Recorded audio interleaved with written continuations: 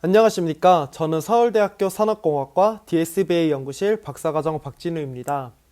제가 오늘 논문 리뷰에서 소개드릴 연구는 Soft Efficiency Multivariate Time Series Forecasting with Series Core Fusion이라는 이름의 연구입니다. 이번 논문 리뷰는 다음과 같은 순서로 진행하도록 하겠습니다. 먼저 오버뷰에서는 해당 연구에 대해서 간략하게 소개를 드린 후에 백그라운드에서는 제한 연구를 이해하기 위해 필요한 기본적인 백그라운드, 그리고 메소드에서는 제한 연구에서의 방법론, 그리고 실험, 컨클루션을 말씀드리면서 논문 리뷰 마무리하도록 하겠습니다. 먼저 오버뷰입니다. 먼저 해당 연구에서 명명하고 있는 방법론의 이름은 이 서프치라고 합니다. 이는 시리즈 코어 퓨스트 타임 시리즈 포캐스터에서 특정 글자들의 앞글자를 따서 다음과 같이 명명을 했다고 이해해 주시면 될 것 같습니다. 이 해당 연구에서의 메인 피규어는 이 다음과 같이 나타나는 것을 확인을 하실 수 있고, 또한 이제 해당 연구에서 결론적으로 하고자 하는 바를 간략하게 한 문장으로만 제가 압축을 해서 설명을 드리면, 이는 모든 채널에서의 정보를 효율적으로 이용하기 위하여 코어 리프레젠테이션을 만들어 사용하는 방법을 제안하고 있다 라고 말씀을 드릴 수 있을 것 같습니다. 이때 이 모든 채널이라는 것은 저희가 기본적으로 다별량 시계열 데이터를 다루고 있기 때문에 이 시계열 데이터에 존재하는 모든 변수들, 이 변수들을 주로 이제 각각 논문마다 서로 다른 명칭으로 부르기도 하는데, 이때 해당 연구에서는 채널로서 이 변수들을 칭하고 있고, 저도 앞으로는 이 모든 채널, 해당 논문에서 말하는 것처럼 채널로서 이 변수들을 칭하도록 하겠습니다. 그래서 이 모든 채널에서의 정보를 효율적으로 이용하기 위해서 어떤 이 채널들의 정보가 집약적으로 구성된 이 코어 레프레젠테이션을 만들어서 이를 바탕으로 다별량 시계열 데이터를 모델링 하겠다라는 것이 제한 연구에서 말하고자 하는 바라고 생각해 주시면 되겠습니다. 다음으로는 제한 연구를 이해하기 위해 필요한 백그라운드에 대해서 설명드리도록 하겠습니다. 먼저 제한 연구 자체가 다별량 시계열 데이터에서 각 채널들을 어떠한 방식으로 다룰 것인가에 대해 초점이 맞춰져 있는 연구이기 때문에 이 채널들을 다루는 방식들에 대해서 먼저 설명을 드리도록 하겠습니다. 먼저 채널 디펜던스입니다. 이는 다별량 시계열 데이터의 모든 채널을 함께 처리하는 접근 방식이라고 이해해 주시면 되겠습니다. 저희가 직관적으로 생각하기에도 어떤 여러 가지 채널들이 있을 때 이 모든 채널들의 정보를 한 번에 이용해야지 보다 풍부한 정보를 바탕으로 조금 더 좋은 모델링을 진행할 수 있을 것이라고 생각하실 수 있습니다. 그래서 이러한 방식은 이제 이전부터 저희가 어떤 딥러닝 기반 모델들을 사용함에 있어서 기본적으로 이제 가정이 되었던 그러한 방식이라고 생각해 주시면 되겠습니다. 이러한 방식의 주요 특징으로는 모든 채널을 하나의 통합된 입력으로 간주하고 채널 간 상관관계와 상호작용을 명시적으로 학습하는 것을 목표로 하는 그러한 방법이었습니다. 또한 이제 한 채널의 패턴이 다른 채널 예측에 직접적으로 영향을 끼치게 되는 그러한 방식입니다. 이러한 방식을 사용했을 때 장점으로는 이 변수 간에 발생할 수 있는 복잡한 의존 관계를 포착 가능하고 한 변수의 변화가 다른 변수에 미치는 영향을 학습할 수 있다는 것입니다. 그러나 이 단점으로는 노이즈가 있는 채널이 전체 예측에 악영향을 줄 수 있다는 단점이 존재하고 계산 복잡도가 증가하며, 이후에 말씀드리겠지만 이는 이제 어떤 그 데이터 기반 모델을 사용함에 있어서 일반화 성능을 떨어뜨릴 수 있다라는 단점이 존재합니다. 다음으로는 채널 인디펜던스입니다.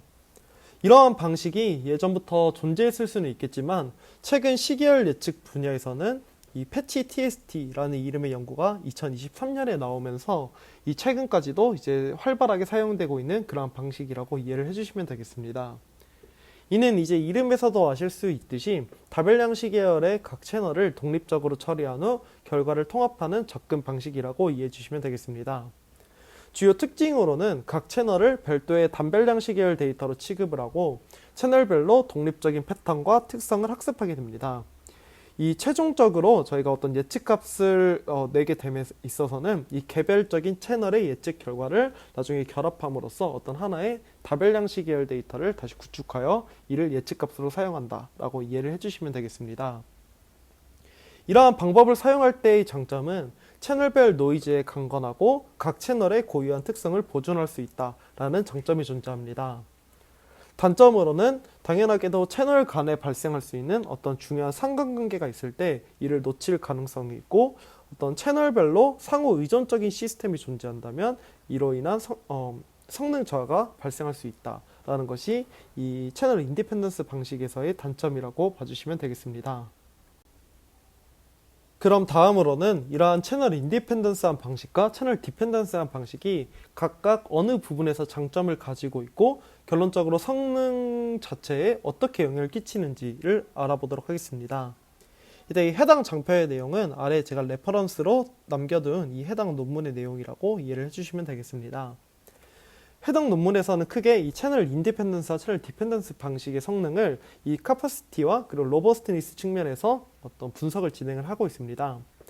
먼저 카퍼시티 측면에서 보자면 이 채널 인디펜던스한 방식은 채널 디펜던스한 방식보다 훨씬 그 카퍼시티 자체가 낮다라는 것을 이제 확인할 수 있습니다. 이러한 이유로는 채널 독립적으로 모델링하여 채널 간 상호작용 정보를 활용하지 못하기 때문에 복잡한 의존 관계가 포착 불가하여 애초에 모델의 캐퍼시티 자체는 더 낮을 수밖에 없다라는 것입니다.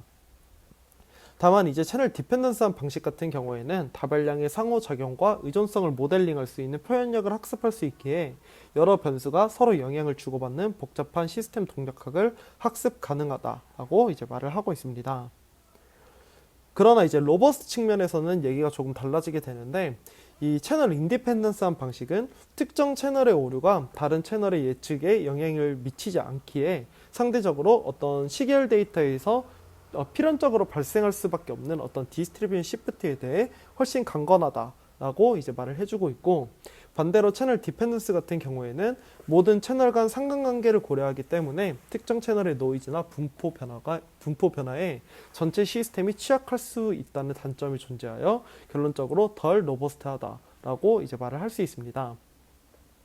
이때 이 오른쪽 상단의 피규어를 보시면 확인하실 수 있는 것처럼 이 채널 인디펜던스한 모델이 모델 자체의 캐퍼시티는 훨씬 더 적지만 채널 디펜던스한 방식과 비교했을 때 캐퍼시티가 훨씬 작은 것을 확인하실 수 있지만 훨씬 더 논 로버스트니스하기 때문에 이로 인한 성능 저하가 더 적어 최종적인 성능은 이 채널 인디펜던스가 이 채널 디펜던스한 방식보다 더 높다라는 것이 어떻게 실험적으로 그리고 어떤 수식적으로 증명을 한 것이 이 해당 논문에서의 내용이라고 이해를 해주시면 되겠습니다.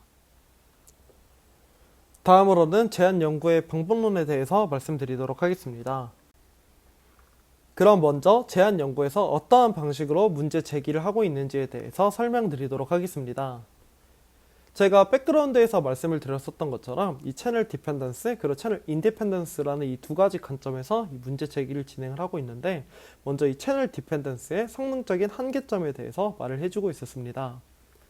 초기 트랜스포머 기반 모델들은 리니어 레이어나 원디 컨볼루션 레이어를 통해서 서로 다른 채널 간 정보를 어그리게이트 하였으며 어텐션을 통해 템포럴 디멘션 간의 정보를 추출해주는 방식을 이용해주고 있었습니다. 그러나 이러한 채널 믹싱 스트럭처는 디스트리뷰션 드리프트에 취약하여 단순한 리니어 모델보다 덜 효과적인 경우가 존재했습니다. 이러한 문제점 때문에 이 채널 인디펜던스한 방식으로 이제 넘어오게 되었는데, 이러한 채널 인디펜던스한 방식도 역시 구조적인 제한이 있었습니다. 이 채널 디펜던스 연구들의 문제점들로 인하여 이 후속 연구들에서 채널 인디펜던스한 접근 방법을 사용하여 제가 아까 말씀드렸던 것처럼 이 패치 TST 연구로부터 이제 어느 정도 시작된 그러한 방식인데, 이러한 접근 방법을 사용하게 되면서 모델 구조를 간단화하고 조금 더 로버스트한 결과를 달성을 하면서 결론적으로 최종적인 성능은 기존 방법론들보다 더 좋은 모습을 보이고 있었습니다. 그러나 이제 저희가 직관적으로 생각을 하기에도 다별량 시계열 데이터에서 각 변수들의 상호작용을 무시하는 것은 어떻게 보면 이 모델의 추가적인 발전을 제한할 수 있다라는 생각이 드실 수 있을 것 같습니다. 이렇게 채널 인디펜던스한 방식이 어떻게 보면 모델의 성능을 한계 지을 수 있다라는 점을 바탕으로 다시 한번 이 채널 디펜던스한 방식들이 이용이 되기 시작했습니다. 이런 후속 채널 디펜던스한 연구들에서는 이런 상관관계 정보를 명시적으로 모델링하기 위하여 어텐션 같은 메커니즘을 통해서 조금 더 상관관계를 포착함으로써 더 좋은 결과를 보이며, 이러한 채널 간 정보 전달의 필요성을 보이기도 하였으나, 이렇게 어텐션 같은 메커니즘을 이용을 한다면 대규모 데이터셋 이때는 조금 더 자세하게 말씀을 드리면 채널 수가 많은 경우의 데이터셋을 의미하는데, 이러한 경우에는 확장성이 제한될 수 있다는 단점이 존재했습니다. 이러한 단점을 극복하고자 MLP와 같은 더 단순한 구조를 통해서 타임 그리고 채널 디펜던시를 모델링하는 연구가 존재하지만, 이는 이제 채널 수가 많은 경우에는 좋은 성능을 보이지 못하고 있다라는 한계점이 존재했습니다. 앞서 말씀드린 문제점들을 기반으로 해당 연구에서는 각 채널 간 정보를 조금 더 효과적으로 다룰 수 있는 새로운 방법을 제안해주고 있습니다. 해당 연구에서의 컨트리뷰션을 크게 두 가지로 나누어 볼 수 있는데, 먼저 첫 번째는 스타 어그리게이트 리디스트리뷰트 모듈입니다. 이는 이제 각 채널 정보를 집약 교환하는 센트럴라이즈드 스트럭처로 기존 디스트리뷰티드 스트럭처, 즉 이제 어텐션과 같은 메커니즘을 의미하는데, 이보다 더 복잡도를 줄이고 채널 이상치에 대해 강건성을 향상시킬 수 있는 그러한 구조라고 이해를 해주시면 되겠습니다. 다음으로는 이제 로우 컴플렉시티라는 측면인데, 해당 연구에서는 간단한 MLP 기반의 모델로서 이 낮은 컴플렉시티를 달성하면서도 좋은 성능을 보였다라고 말을 해주고 있었습니다.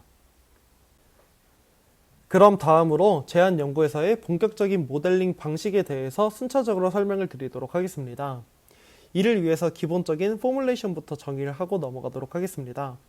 먼저 주어진 히스토리컬 밸류는 다음과 같이 이제 표현이 되게 되는데, 이때 C는 이 채널의 수를 의미하고, 이 L은 모델의 입력으로 들어가게 되는 저희가 사전에 지정해주는 이 룩백 윈도우의 사이즈라고 봐주시면 되겠습니다.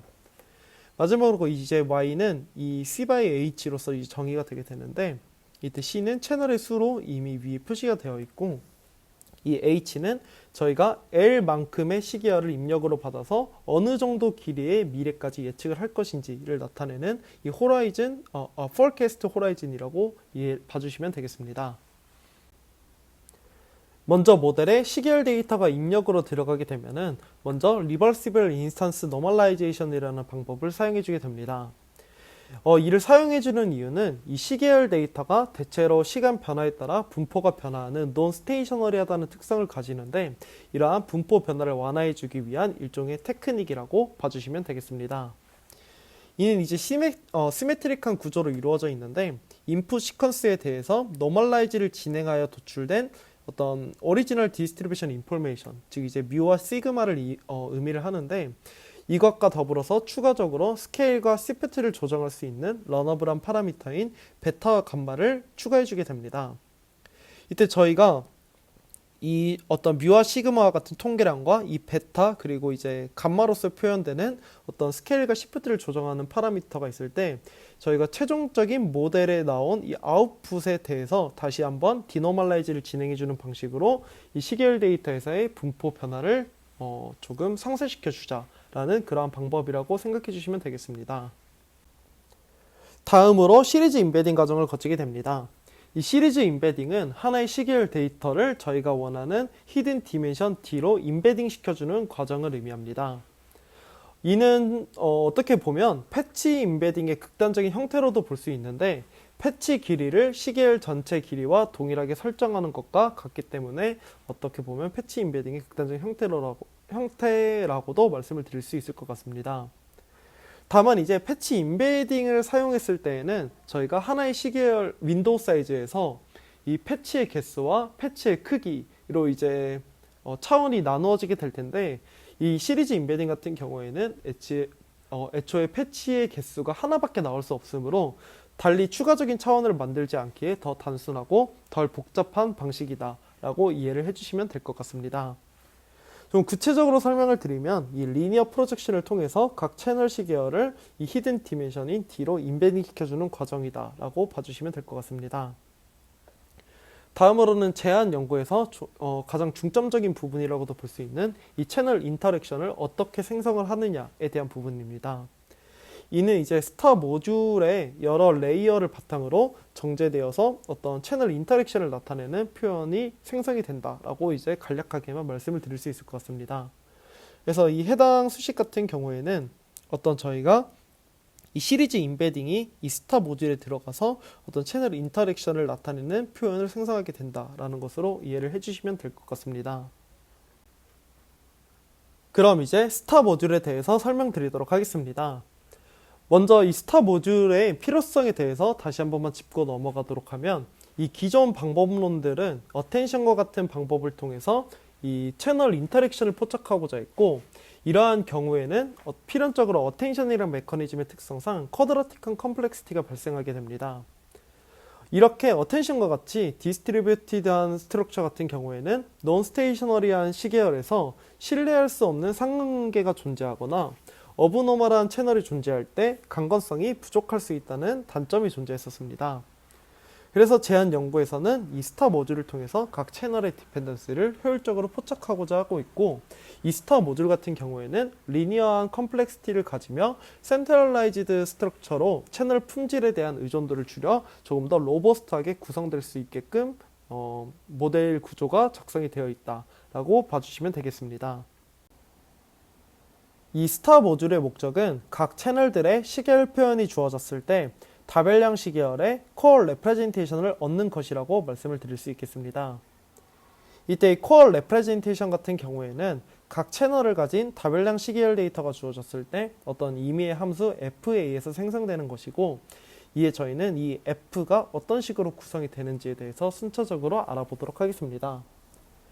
먼저 이 해당 피규어를 보시면 첫 번째 이 MLP를 거치게 되는데, 이 MLP에서는 각 시계열들을 저희가 어떤 코어 레프레젠테이션이 생성될 스페이스, 즉 이제 코어 레프레젠테이션 디멘션인 이 D'로 인베딩을 시켜주는 그러한 목적의 MLP라고 봐주시면 되겠습니다. 저희는 이전 과정의 MLP를 통해서 각 채널 시리즈가 코어 레프레젠테이션 디멘션인 이 D'로 매핑이 된 그러한 레프레젠테이션들을 얻을 수 있었습니다. 이제 그러한 레프레젠테이션에서 저희는 스토캐스틱 풀링이라는 과정을 거쳐서 어떤 최종적인 코어 레프레젠테이션을 도출해주게 됩니다. 이 스토캐스틱 풀링은 맥스 풀링과 민 풀링의 특성을 결합한 풀링 방식으로 각 풀링 영역의 활성화 값으로부터 멀티노미얼 디스트리뷰션을 형성하고 그 분포에서 샘플링하여 풀링된 값을 선택하는 방식입니다. 이 스토캐스틱 풀링의 진행 방식에 대해서 순차적으로 설명을 드리면, 먼저 첫 번째로 각 차원 J에 대해 소프트맥스 노멀라이제이션을 진행하여 확률 PIJ를 계산해 주게 됩니다. 여기서 PIJ 같은 경우에는 차원 J에서 채널 I가 선택될 확률이라고 이해해 주시면 되겠습니다. 이 스토캐스틱 풀링은 학습 시 그리고 테스트 시에 서로 다른 방식으로 동작이 되게 되는데, 먼저 학습 시에는 이전 장표에서 계산된 확률 PIJ에 기반한 어떤 멀티노미얼 디스트리뷰션으로부터 샘플링하여 차원 J 내의 채널 C를 선택하는 방식으로 구성이 되게 됩니다. 즉 확률이 큰 채널일수록 선택될 가능성이 높고, 그 결과가 이제 OJ가 되는 것이라고 봐주시면 되겠습니다. 이러한 방식은 탐색을 도우면서 높은 활성값에 더 많이 노출되도록 유도하는 방식이라고 봐주시면 될 것 같습니다. 이 테스트 시에는 확률적 평균 형태를 사용을 하여, 즉 어떤 샘플링 대신 기대값을 사용하여 분산을 줄이고 재현성을 확보하기 위한 그러한 형식이라고 봐주시면 되겠습니다. 저희는 지금까지의 과정을 통해서 전체 채널에 정보가 함축된 어떤 코어 레프레젠테이션을 구할 수 있었습니다. 다음으로 리피트 컨캣 과정에서는 앞선 과정을 통해서 구해진 코어 레프레젠테이션을 채널 수만큼 리피트하고 이를 각 채널별 시리즈에 컨캣하는 방식이 수행되게 됩니다. 다음으로 이 MLP 과정에서는 이 연결된 표현을 융합하여 다시 히든 디멘션 D로 프로젝션을 시켜주는 과정입니다. 이때 이 레지듀얼 커넥션이 존재하는 형태이다 라고 봐주시면 될 것 같습니다. 지금까지의 내용은 이 스타가 한 개의 레이어를 가지고 있다는 가정하에 말씀드린 내용이었고, 이 스타가 사실 여러 개의 레이어를 가질 수도 있다는 점을 확인해 주시면 감사드리겠습니다. 그래서 이 스타가 n개의 레이어가 존재할 때 이 이후에 나온 레프레젠테이션을 바탕으로 저희는 이제 리니어 프레딕터를 통해서 최종적인 예측을 수행해 주게 됩니다. 그래서 이 n번째 레이어의 이 아웃풋 시리즈 레프레젠테이션을 SN이라고 할 때 이 SN이 이 최종적인 리니어 프레딕터에 들어가게 돼서 이 예측 값을 도출하게 되는 것이 이 리니어 프레딕터의 역할이라고 봐주시면 될 것 같습니다. 다음으로는 컴플렉시티 애널리시스입니다. 이때 이 서프츠의 각 구성 요소의 복잡도를 나타내기 위해서 이 윈도우 길이 L, 채널 수 C, 모델 차원 D, 그리고 예측 구간 H에 대해서 이 각 구성 요소의 복잡도를 다음과 같이 나타내었습니다. 그래서 저희가 확인할 수 있는 모든 모듈들에 대해서 다음과 같은 형태로 모델 복잡도가 발생하는 확인을 할 수 있고, 결론적으로 저희가 최종적인 컴플렉시티는 다음과 같이 나타나는 것을 확인하실 수 있습니다. 이는 이제 기존의 어떤 트랜스포머 기반 모델들보다 이제 훨씬 작은 그런 컴플렉시티를 가지고 있는 것을 확인하실 수 있습니다. 다음으로 제한 연구에서의 실험에 대해 설명드리도록 하겠습니다. 해당 연구에서는 서브 데이터셋들을 포함하여 총 12개의 벤치마크 데이터셋들에 대해 실험을 진행을 하고 있고, 이때 매트릭으로는 MSE와 MAE를 사용해주고 있습니다. 또한 이제 룩백 윈도우와 프레딕션 랭스 같은 경우에는 이 룩백 윈도우는 96으로 고정을 해서 사용을 하고, 프레딕션 랭스는 96에서 720까지 순차적으로 늘려가면서 실험을 진행하고 있습니다. 이때 PEMS 데이터셋 같은 경우에는 프레딕션 랭스를 12에서 96까지 늘려가면서 사용을 해주고 있습니다. 임플멘테이션 디테일 같은 경우에는 아담 옵티마이저를 사용을 해주고 있고, 로스로는 MSE를 사용해주고 있다라고 말을 해주고 있었습니다. 실험에 사용한 베이스라인으로는 트랜스포머 기반 모델, CNN 기반 모델, 그리고 MLP 기반 모델로 나누어서 볼 수 있는데, 각각에 대해서 다음과 같이 패드포머, 논스테이셔너리 트랜스포머, 패치 TST, 크로스포머, I 트랜스포머, 그리고 CNN 기반 모델에서는 SCI넷, 타임스넷, 마지막으로 MLP 기반 모델에서는 디리니어, TS 믹서, 그리고 타이드 모델을 이용해주고 있습니다. 먼저 메인 리절트입니다. 제한 연구 같은 경우에는 평균적으로 6개 데이터셋 전반에서 가장 우수하거나 두 번째로 좋은 예측 성능을 달성함을 확인하실 수 있습니다. 특히 채널 수가 많은 경우, 즉 이제 트래픽 데이터셋 같은 경우에는 862개의 채널을 가지고 있고, PMS 데이터셋 같은 경우에는 170에서 883까지 범위의 이 채널 수를 가지고 있는데, 이러한 채널 수가 많은 경우에서도 좋은 성능을 보이면서 다별량 시계열 예측 과제에 넓은 적용 가능성을 보이고 있다라고 말씀을 드릴 수 있을 것 같습니다. 다음으로 제한 연구에서 가장 강조를 하고 있던 부분 중 하나인 모델 에피션시에 관한 실험 결과입니다. 이때 제한하는 서프츠 모델은 메모리와 시간 소비를 최소화하면서 효율적인 성능을 보이고 있습니다. 이때 MLP 기반 모델들 역시 리소스 사용량은 적지만 이 채널 수가 많은 경우에 이 성능이 급격히 저하하는 모습을 보이고 있었습니다. 다음으로 패치 TST와 I 트랜스포머 모델에 대해서 이 메모리 사용량을 채널 수에 따른 메모리 사용량을 비교할 경우에 채널 수가 증가할수록 이 패치 TST나 I 트랜스포머 모델의 그 메모리 사용량이 크게 증가함을 확인하실 수 있습니다. 반면 서프츠 모델은 채널 수에 선형적으로 비례하는 복잡도를 유지하여 채널 수가 큰 경우에도 효과적으로 동작을 하고 있다라는 것을 확인할 수 있었습니다. 결론적으로 이 서프츠 모델은 메모리와 시간 소모를 최소화하면서도 효율적인 성능을 유지할 수 있다라는 모델임을 확인할 수 있었습니다. 이후 실험 장표들은 어블레이션 스터디에 관한 실험 장표들입니다. 해당 내용에서는 이 스타 모듈 내의 풀링 방식, 현재는 이 스토캐스틱 풀링을 이용을 해주고 있는데, 이를 이제 서로 다른 풀링 방법과 비교 실험을 진행한 내용입니다. 이때 위더 스타 같은 경우에는 이 스타 모듈을 사용하지 않고 채널 인디펜던스 전략에서 MLP만 사용하는 시나리오를 의미를 하고 있고, 민풀링 같은 경우에는 모든 채널의 시계열 표현 평균값을 계산하여 사용하는 방식, 맥스풀링 같은 경우에는 각 시계열에서 히든 피처의 최대값을 선택하는 방식, 마지막으로 웨이티드 에버리지 같은 경우에는 각 채널에 대한 가중치를 학습시키는 방식입니다.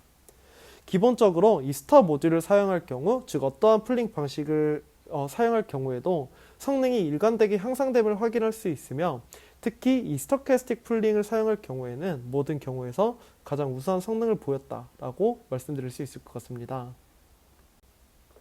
다음으로 스타 모듈의 유니버설리티에 관한 어블레이션 스터디입니다.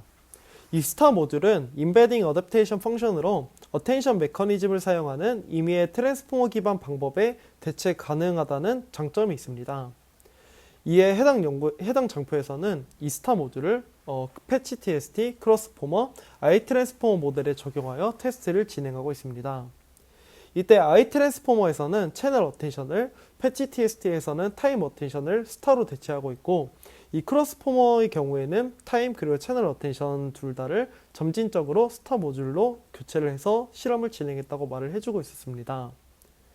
결론적으로 어텐션을 스타 모듈로 대체했을 때 계산 자원을 더 적게 소모하면서도 여러 데이터셋에서 모델 성능을 유지하거나 오히려 향상시킬 수 있음을 확인하였습니다. 다음으로는 룩백 인도어 랭스 변화에 따른 어블레이션 스터디입니다. 해당 실험에서는 룩백 인도어의 길이가 시계열 예측 성능에 미치는 영향을 프레딕션 랭스 48에서 336까지 다양한 데이터셋에서 실험을 진행한 내용입니다. 일반적으로 저희가 생각하기로는 더 긴 룩백 인도어는 예측 정확도를 향상시킬 수 있을 것으로 생각을 하나 너무 많은 특징으로 인한 컬스 오브 디멘셔널리티로 인하여 모델의 예측 성능이 저하될 수 있습니다. 이때 소프츠 같은 경우에는 다양한 룩백 인도어 길이에서 다른 모델보다 일관되게 더 우수한 성능을 보였으며 특히 짧은 룩백 인도어 상황에서 두드러지게 뛰어난 성능을 보임을 확인할 수 있었습니다. 다음으로는 하이퍼 파라미터 민감도에 대한 어블레이션 스터디입니다. 해당 실험에서는 모델의 히든 디멘션, 그리고 코어의 히든 디멘션, 인코더 레이어 넘버에 대해서 하이퍼 파라미터 분석을 진행하였습니다. 분석 결과 트래픽이나 PEMS와 같은 복잡한 데이터셋에 대해서는 더 큰 히든 디멘션과 더 많은 인코딩 층을 필요로 한다는 점을 확인할 수 있었습니다. 다만 이 코어의 히든 디멘션인 D'의 변화는 모델 전체 성능에 큰 영향을 미치지 않는 것 역시 확인할 수 있었습니다. 다음으로는 스타 모듈의 시리즈 임베딩 어댑테이션 능력에 대한 어블레이션 스터디입니다. 채널 간 상호작용을 추출함으로써 시계열 임베딩을 조정하는 이 스타 모델의 효과성을 보이고자 이 스타 모듈 적용 전후의 시계열 임베딩을 시각화해서 나타내고 있습니다. 이때 이 A 같은 경우에는 이 스타 모델을 적용하기 전, 그리고 이제 B 같은 경우에는 스타 모델을 적용한 후를 나타냅니다. 이 A 같은 경우에는 이 862개 채널 중 2개 채널이 다른 채널들과 멀리 떨어져 있으며 이는 이상으로 표시가 되어 있습니다. 이 상태에서의 예측 성능은 이제 MSE를 기준으로 0.414로 이제 조금은 낮은 모습을 확인할 수 있습니다. 이제 이 스타 모듈을 적용한 후를 보시면 이상 채널들은 채널 간 정보 교환을 통해서 정상 채널에 조금 더 가깝게 클러스터링 된 것을 확인하실 수 있고 이로 인해서 성능이 향상되어 MSE를 기준으로 0.376으로 성능이 개선된 것을 확인하실 수 있습니다. 이는 약 9% 개선에 해당하는 수치로 이제 이러한 스타 모듈을 적용함으로써 훨씬 더 큰 어떤 성능 개선을 얻을 수 있다라는 점을 확인할 수 있었습니다. 다음으로는 채널 노이즈의 영향에 대한 어블레이션 스터디입니다. 이 스타 모듈은 채널 간 정보 교환을 통해 비정상 채널에서 유용한 정보만을 추출하여 정상 채널 쪽으로 클러스터링할 수 있다는 장점이 존재합니다. 이를 위해서 실험을 진행을 하였는데 이 PMS03 데이터셋에서 수행되었으며 이때 한 채널에 평균 0 그리고 표준 편차가 노이즈 강도를 나타내는 이 가우시안 노이즈를 주입하였습니다. 이때 이는 패치 TST, 이 I 트랜스포머 그리고 서프츠 모델에 대해서 실험이 진행이 되었는데 이 서프츠 같은 경우에는 I 트랜스포머보다도 우수한 노이즈 핸들링 능력을 보이는 것을 확인하실 수 있습니다. 이는 적절한 채널 상호작용이 한 채널의 노이즈에 대한 강건성을 높이는 데 중요한 역할을 할 수 있다는 것을 시사하는 실험 결과입니다. 이때 이 패치 TST 같은 경우에는 어떤 채널 간 상관관계를 고려하지 않기 때문에 이 종합적인 예측 성능이 이렇게 좋지 않은 방향으로 가게 되는 것을 확인하실 수 있습니다. 즉 해당 실험을 통해서 스타 모듈은 코어 레프레젠테이션을 활용해 채널 간의 안정적인 관계를 학습함으로써 비정상 채널이 모델의 정상 채널 판단에 미치는 부정적인 영향을 효과적으로 완화 가능하다라는 것을 확인할 수 있었습니다. 마지막으로 컨클루션 말씀드리고 논문 리뷰 마무리하도록 하겠습니다. 채널 인디펜던스는 다별량 시계열 데이터 예측에서 러버스트니스를 향상시킬 수 있는 효과적인 전략이지만 채널 코릴레이션은 모델의 궁극적인 성능 향상을 위해서 반드시 활용되어야 하는 중요한 정보였습니다. 이러한 문제점에 기반하여 이 채널 디펜던스를 고려하면서 모델링하기 위한 다양한 방법들이 제안되었는데, 이들은 이제 상관관계를 추출하는 과정에서 모델 복잡성과 성능 간의 딜레마에 직면하게 되었습니다. 이때 제안 연구에서는 스타 어그리게이트 리디스트리뷰트 모델을 통해 효율적으로 채널 상관관계를 포착하는 방식을 제안해주고 있습니다. 이는 이제 각 채널 정보를 집약 교환하는 센트럴라이즈드 스트럭처로 기존 어텐션과 같은 디스트리뷰티드 스트럭처보다 복잡도를 줄이고 채널 이상치에 대한 강건성을 향상시킬 수 있었습니다. 그럼 이렇게 논문 리뷰 마무리하도록 하겠습니다. 들어주셔서 감사드립니다.